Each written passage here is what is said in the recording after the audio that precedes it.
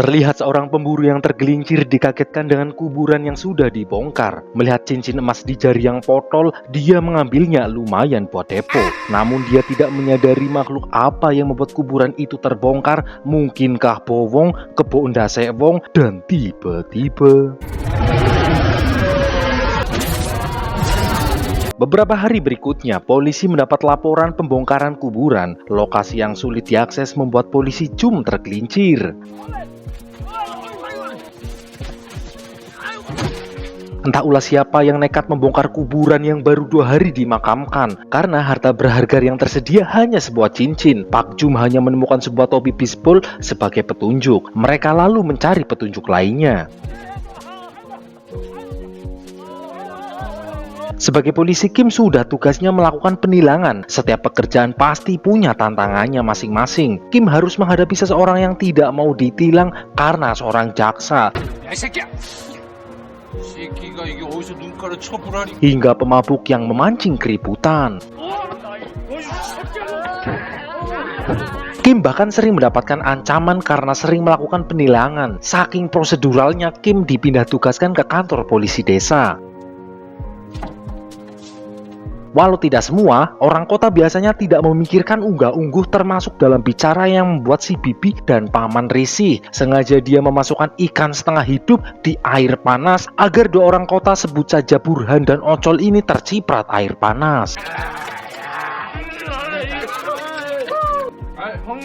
Ketika sedang berpatroli untuk menjaga keamanan, Imin tiba-tiba terhenti melihat AWW yang sedang mandi. Merasa itu kesempatan langka sembari beristirahat, Imin menikmati pemandangan itu. Tetapi apes tindakannya malah dilihat orang-orang di sana. Gagal lagi, padahal wis ngacung. Burhan lalu mengajak Imin untuk bergembira ke kota karena dirasa desa juga aman. Tapi ketika akan ikut, Ming tahu ada kejahatan yang terjadi, yaitu pembongkaran kuburan yang membuat Imin harus tetap berjaga.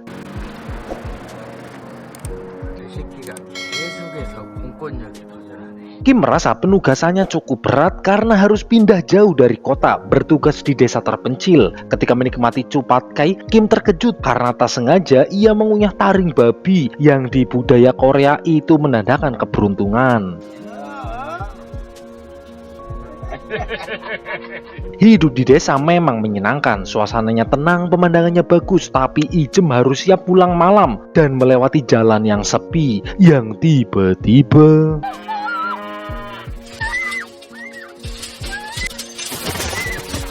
Ijem mencoba menghubungi kakeknya yang tak menjawab. Kita sering takut dengan kegelapan, tapi sebenarnya yang kita takutkan adalah sesuatu yang ada di balik kegelapan itu.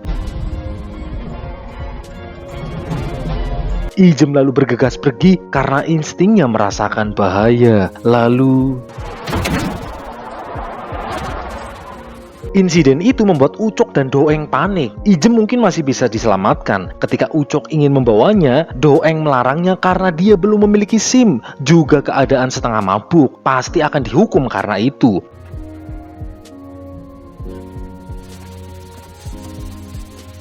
Dan benar saja, Ijem memang belum meninggal, namun sesuatu datang.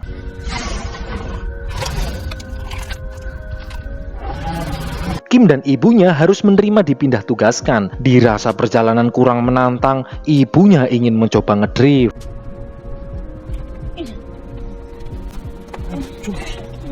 Sebagai bentuk protes harus pindah ke desa, ibunya juga suka ngeprank. Kim melihat ibu anak yang berdiam diri seakan menunggu seseorang. Kim lalu terdorong melakukan hal yang sama untuk meninggalkan ibunya. Namun ternyata itu hanya mimpi. Realitanya malah lebih buruk. Ibunya kini yang lagi ngedrift.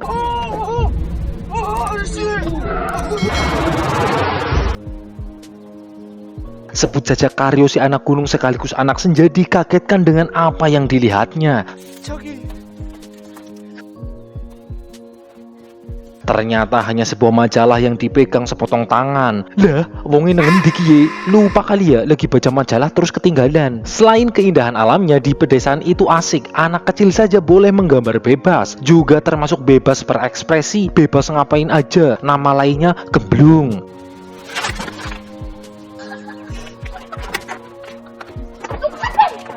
Kim lalu bertemu dengan Burhan yang ternyata seorang kepala desa. Ibunya terlihat bergembira setelah puas ngedrift. Namun ternyata keindahan itu hilang karena di desa ini sedang terjadi kasus pembunuhan. Inspektur Pak pemimpin investigasi kasus yang terjadi. Karyo dan Yati yang menemukan sepotong tangan itu sedang melakukan penelitian. Kemungkinan besar tangan yang potol itu disebabkan penyerangan hewan liar. Tak lama para polisi juga menemukan tubuh lainnya.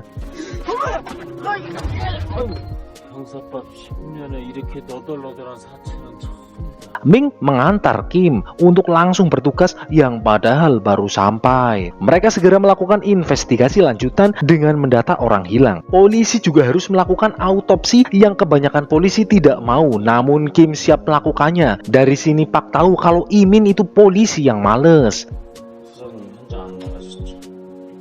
Tiba-tiba seorang kakek datang yang ingin melihat mayat yang ditemukan karena ternyata cucu perempuannya tidak pulang dari kemarin. Beberapa mayat tidak utuh ketika ditemukan. Dari hasil autopsi, para dokter menduga mayat itu dikoyak oleh benda tajam dengan kasar karena terpotong tidak rapi. 이런 날카로운 새꼬챙이 같은 걸로 Bagian tubuh juga bukan dari satu tubuh, tapi dari banyak pertilan. Anak jentik kayak misalnya anak cungure, anak kupingnya, pokoknya akeh. Dan si kakek yakin pembunuhan ini tidak dilakukan oleh manusia, tetapi hewan buas yang sangat besar. Desa dengan daya tarik alam itu juga menjadi lokasi pariwisata yang membuat turis datang sebagai pendapatan desa. Namun dengan adanya pembunuhan yang terjadi, polisi terpaksa menutup pariwisata desa. Walau sedang panen raya pun polisi harus tetap menutup desa sampai kasus terpecahkan. Kasus ini juga harus dirahasiakan. 마을 사람들한텐 비밀로 해요. 도망가니까. Namanya juga manusia, para polisi enggan untuk bertugas apalagi kerja di hari libur. Padahal sedang ada kasus yang belum diselesaikan. Ini membuat Imin marah karena dia juga pengen libur sendiri. Kim masih tidak percaya hewan yang melakukan pembunuhan itu. Ketika sedang kencing, tiba-tiba Kim lalu mengajak Pak ke rumahnya untuk makan. Ibunya yang suka mosing berulah. Padahal lagi ada tamu, ibunya malah tantrum. Itu membuat Kim memilih pergi. Salah satu daya tarik desa ini adalah hasil buah-buahannya. Karyo dan Yati tiba-tiba terkejut mendapati jejak kaki yang begitu besar. Ketika sedang basa-basi dengan rekan kerjanya, tiba-tiba terdengar orang yang berteriak. 왜 저래?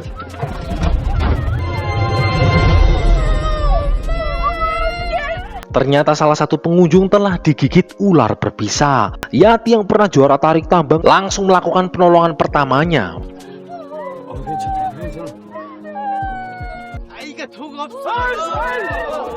Medis juga langsung datang. Masih di kebun yang sama di area yang berbeda, sepasang suami istri yang sedang berencana nanti malam mau main tarkam dikagetkan dengan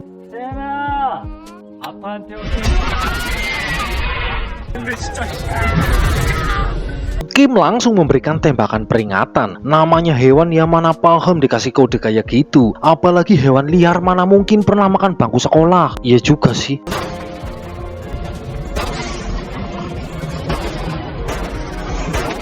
Hewan itu lalu tetap ngotot membawa suami itu untuk menjadi mangsanya. Ancaman serangan hewan liar itu kini nyata. Polisi lalu melakukan prosedurnya, yaitu mencegah terjadinya korban. Tetapi masyarakat di sana yang sebagian besar adalah petani tidak terima harus dilarang pergi ke ladang.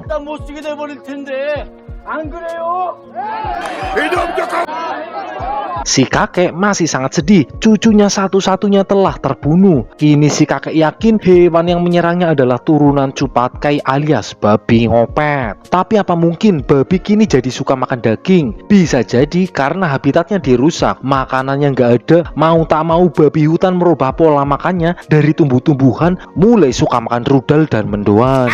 Yati sebelumnya juga punya firasat pelakunya adalah babi hutan. Untuk memastikannya, Yati ingin mencari petunjuk lainnya. Karyo yang terganggu karena bising mencoba menegur pengunjung wanita di sana. Dengan lemah lembut wanita itu meminta maaf.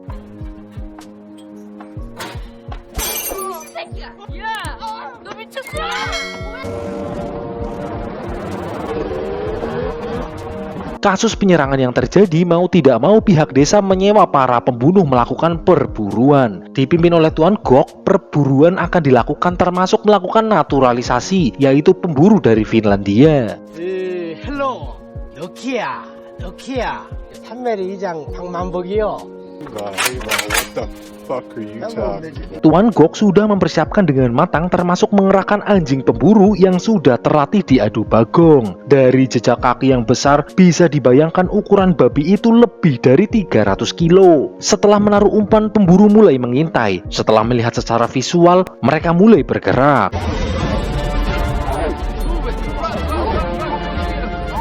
Di tempat lain, Yati juga melakukan pengintaian. Kwok dan rombongan berhasil memojokkan babi hutan itu.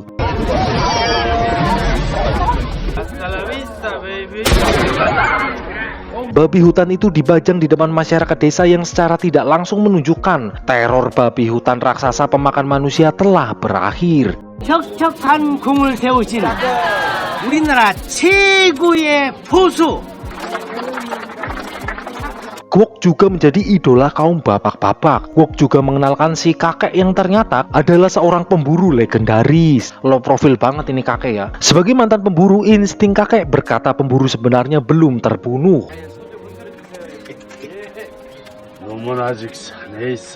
Di depan awak media tidak mungkin dong bilang teror monster belum usai, karena kunjungan wisatawan pasti akan sepi. Ocol tetap ngotot membuka wisata yang bahkan pendapat kakek seorang pemburu legendaris tidak digubris.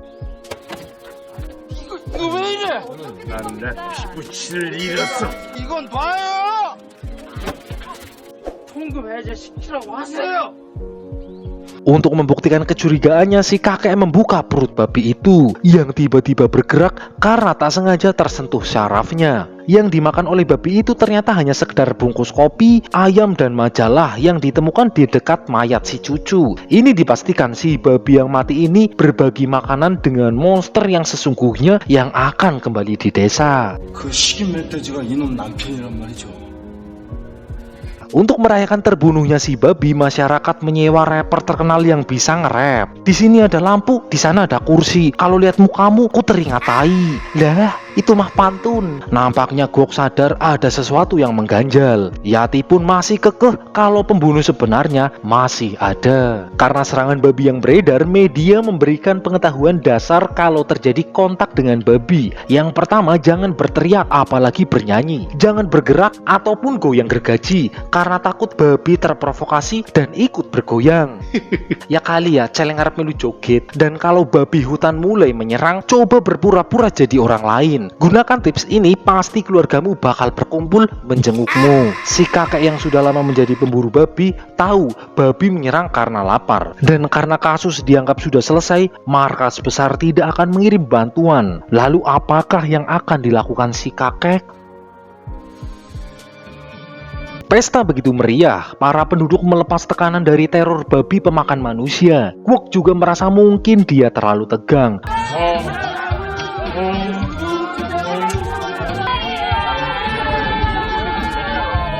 Namun tiba-tiba air susu bergetar. Kwok menyadari ada sesuatu yang datang. Semua orang bingung, kegembiraan berubah menjadi teror yang mencekam. Penduduk sekuat tenaga menahan pintu itu. Sebisa mungkin Kwok melindungi para desa. Kwok menyadari monster itu belum pergi. Dan tiba-tiba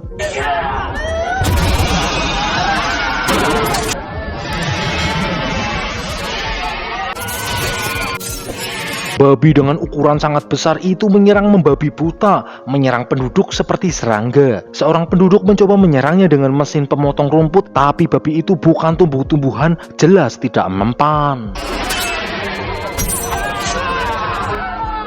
Polisi Imin yang hanya memikirkan kesenangan mendapatkan balasannya.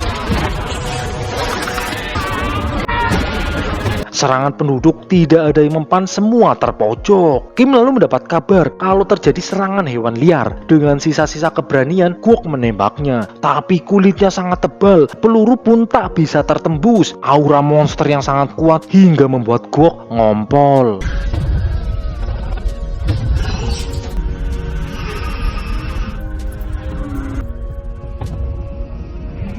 salahnya orang pempes. Warga lain masih trauma, tetapi Ibu Kim santai menikmati suguhan. Emang agak lain ini orang. Jiwo dengan mengecut mengurung diri di dalam bulldozer yang malah sok keras, untung babi itu kabur. Kalau nggak kabur bisa dijadikan bakso haram. Apes bagi Karyo yang makin remuk balungnya. Gwok sendiri sedang bersembunyi. Si kakek datang dengan kemarahannya karena Gwok harusnya sudah tahu monster babi itu datang karena istrinya terbunuh sebelumnya. 20 tahun pengalamannya menjadi pemburu hilang begitu saja ketika berhadapan dengan monster babi segede gaban. Gwok pun akhirnya memilih pergi.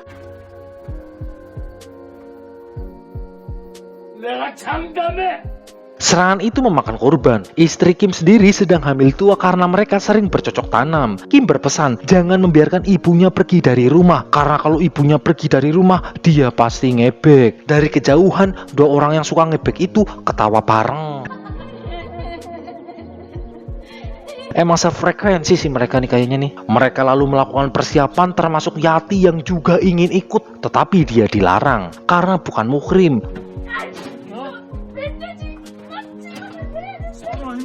Mereka bersiap akan mengintai di kabin tengah gunung. Namun tidak hanya itu, mereka perlu mencari solusi karena tembakan Gwok saja tidak bisa menembus kulitnya yang kasar dan kuat. Maka dari itu, mereka akan menggunakan senjata yang berbeda.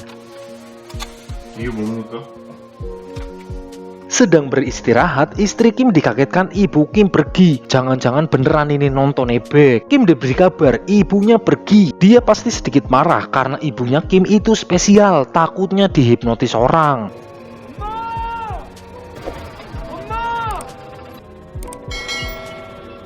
Setelah mencari info, Kim mendapati ibunya ke gunung jadi anak senja. Bersama si kakek yang akan memburu monster babi, Kim ikut mencari ibunya. Yati juga ingin ikut yang berjanji akan menjaga logistik. Ternyata para babi liar ini adalah hasil dari perkembangbiakan yang dilakukan oleh tentara Jepang ketika perang dulu, yang kini malah menguasai gunung dan memakan apapun yang ditemuinya. Dengan seruduknya, babi hutan bisa menembus benda keras hingga 10 cm tebalnya. Bukan main kuatnya. Dan babi-babi liar yang dibiarkan oleh tentara Jepang ini menjadi sangat banyak. Seperti kata pepatah, sedikit demi sedikit lama-lama menjadi babi.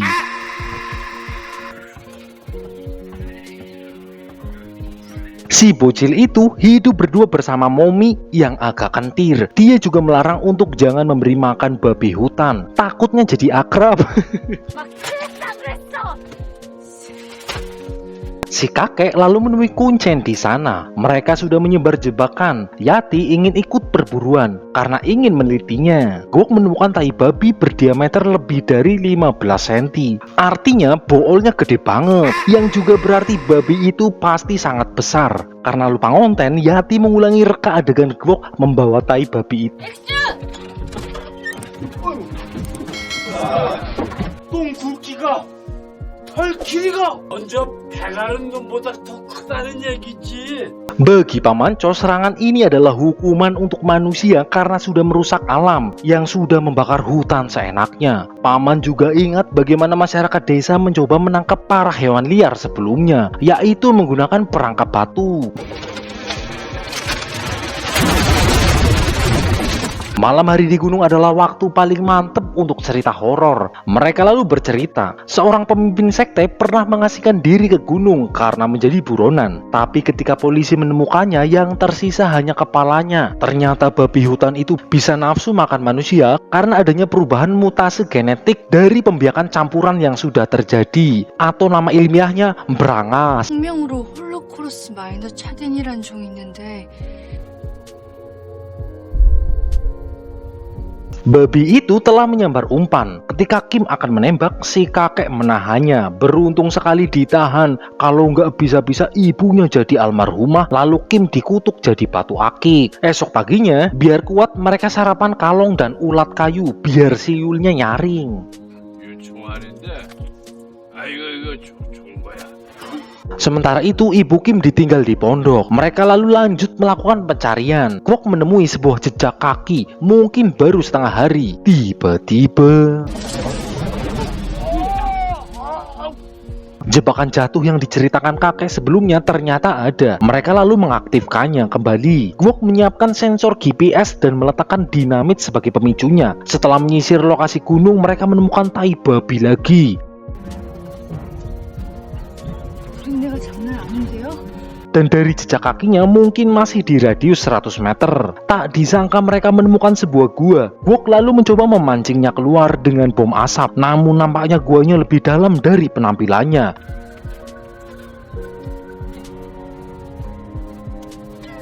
Setelah menyusuri gua, tak lama kemudian mereka menemukan anak-anak babi di sana. Gwok lalu membunuh salah satunya dan mengambil satunya untuk pancingan. Suara ringikan itu mungkin terdengar oleh raja babi ini.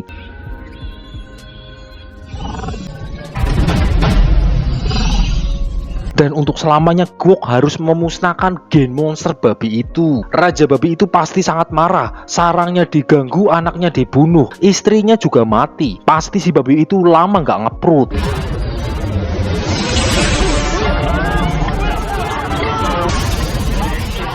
Si kakek dan lainnya tidak mungkin dong bertarung langsung karena pasti kalah. Sembari menyelamatkan diri, mereka bersembunyi di sebuah lubang drainase. Apes bokong Kim tertusuk hingga membuatnya ambeien.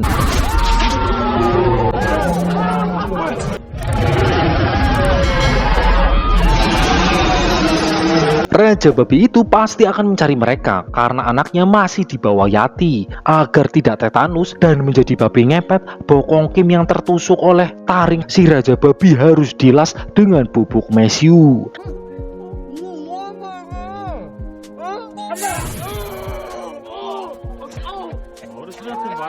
Di sarangnya, raja babi menghitung jasad anaknya yang masih tertinggal satu. Pinter juga ini babinya ngitung ya. Nampaknya Gwok dan si kakek pernah menjalin kerjasama. Namun Gwok lebih memilih uang dan meninggalkan si kakek. Kini Gwok tahu uang tidak bisa membuatnya bahagia kalau uangnya sedikit. Mereka lalu beristirahat dengan rasa tenang karena sudah memasang sensor gerakan untuk alarm.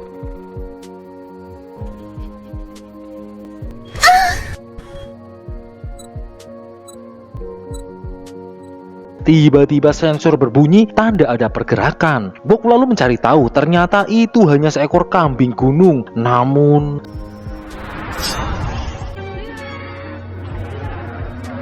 si kakek tahu ada yang tidak beres. Benar saja mereka mendapati Gwok yang sudah dikoyak. Karena keadaan panik, si kakek tidak bisa membidik tepat, ditambah kesulitan untuk mengisi ulang senjatanya.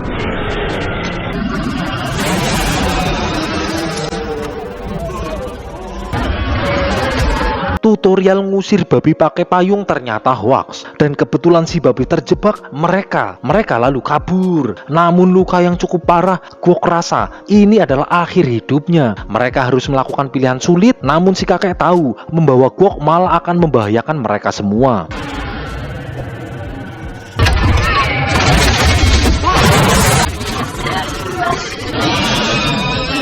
Raja babi masih mengejar, apalagi dia mendengar tangisan anaknya. Sebagai ayah pasti sangat marah. Kim lalu akan memancing raja babi agar Pak dan si kakek bisa melakukan evakuasi.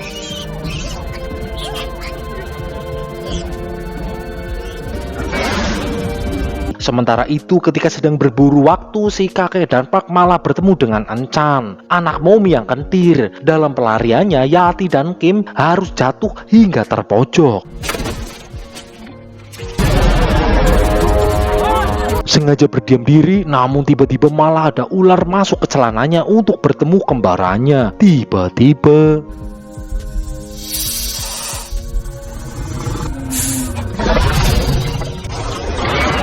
berhasil kabur. Mereka lalu menuju rel kereta dan menaiki kereta Teol.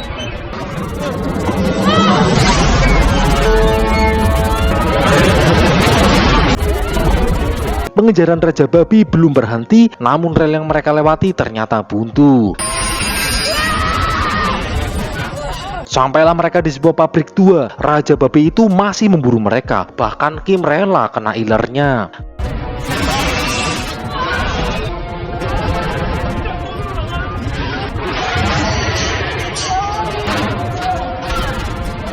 Kali ini mereka cukup tenang karena sudah berada di tempat tinggi. Mana mungkin babi bisa menek. Mereka lalu melakukan hal nekat agar desa bisa aman. Bantuan dari markas besar akhirnya sampai. Mereka tidak bisa mengontak Kim. Bagaimanapun caranya, segera mereka harus melakukan pencarian Kim dan menemukan lokasi Raja Babi.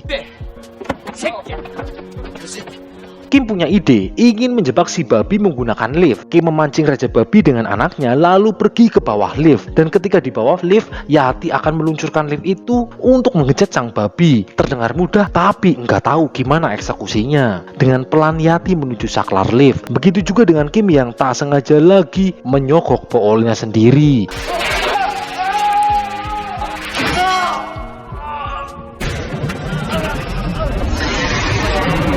Dengan bool yang meleceh, Kim berlari kayak kesurupan dikejar Raja Babi. Jelas itu demi hidupnya. Sampailah mereka di posisi masing-masing. Yati bersiap di saklar, Kim melempar anak babi ke TKP, dan si babi menunggu arahan sutradara.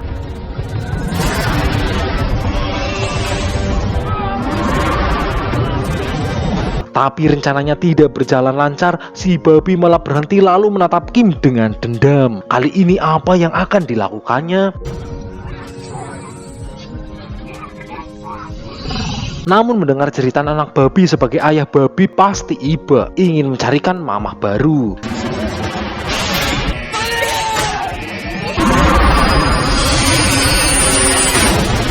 Rencananya berhasil, si babi tergencet lift namun masih hidup. Kim tidak ingin melewatkan kesempatan ini sehingga ingin meledakkannya dengan dinamit. Dan karena iba, Yati mengambil anaknya. Walau sudah memakan korban, melihat penderitaan Raja Babi, Yati juga kasihan. Akhirnya untuk mengakhiri penderitaannya, Kim menyalakan dinamit itu.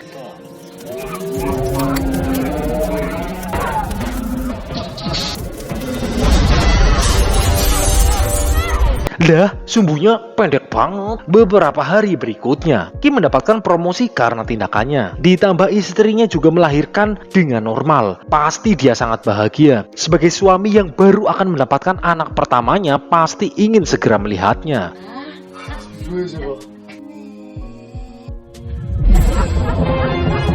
Dari sini tayanglah sinetron Anakku Jadi Babi karena aku membunuh Raja Babi. Lah, syukurlah ternyata itu cuma mimpi. Tindakan Kim yang nekat perlu diapresiasi, tapi promosi itu mungkin akan sulit karena kasus yang terjadi bukan pembunuhan tetapi serangan hewan. Melasi temen ya, padahal sudah berjuang dengan keras sampai boolnya ditusuk. Sementara itu anak babi itu kini menjadi yatim piatu dan film pun berakhir. Dari film ini kita belajar, alam semesta selalu melakukan penyeimbangan. Ketika manusia terlalu merusak alam, akan mengirimkan sesuatu untuk memperingatkannya. Sesuatu itu bisa bencana alam, bisa juga serangan hewan. Jadi rawatlah alam. Sekian, semoga terhibur dan matur nuwun.